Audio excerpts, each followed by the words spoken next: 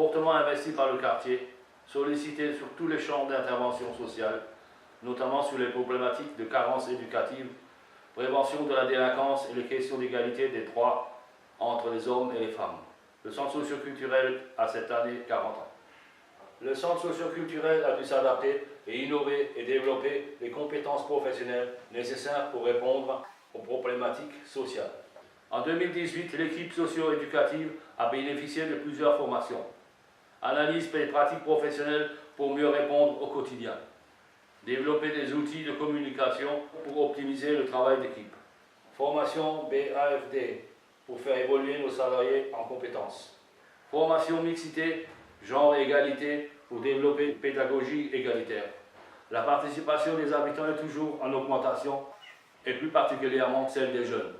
Le secteur jeunesse s'est développé en proposant des activités culturelles, les pros de la scène, les rendez-vous culturels à la cafette, rencontre avec l'artiste Abdel Malik, la résidence culturelle avec la compagnie Second Souffle, création d'un opéra urbain, héritage de Martin Luther King à la marche pour l'égalité des droits en France. Les activités sportives, la pratique du futsal avec participation à plusieurs tournois. L'équipe du Marais est arrivée deuxième à la Ligue nationale du Five.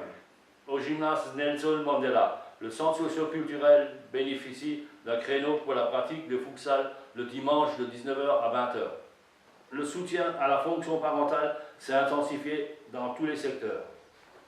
À la garderie avec un accompagnement régulier des parents rencontrant des difficultés éducatives.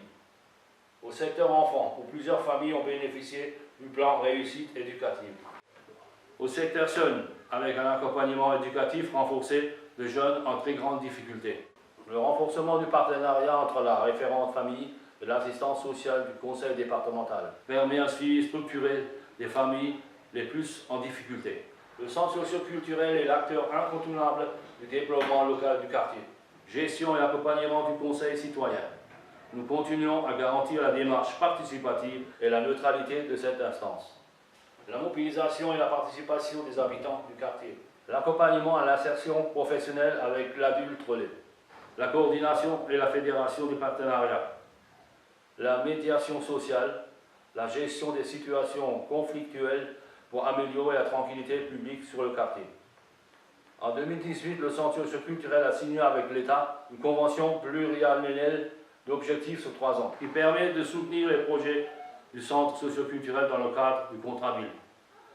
Lors de l'Assemblée générale 2017, nous avons enregistré le premier déficit. La stagnation des principales subventions et la disparition progressive des contrats aidés ont aggravé le déficit en 2018. À plusieurs reprises, nous avons sollicité nos partenaires financiers pour des augmentations progressives de nos subventions. Les administrateurs et l'équipe du centre socio-culturel sont conscients de la situation financière en 2018, procédant déjà à une restructuration de l'équipe des salariés. Nous continuerons à réorganiser le fonctionnement et optimiser les compétences et les polyvalences pour réduire la masse salariale. Nous proposions des activités tout en garantissant la qualité éducative. Le centre socio-culturel continuera à couvrir ses missions en veillant strictement au budget et en espérant être soutenu par nos partenaires financiers.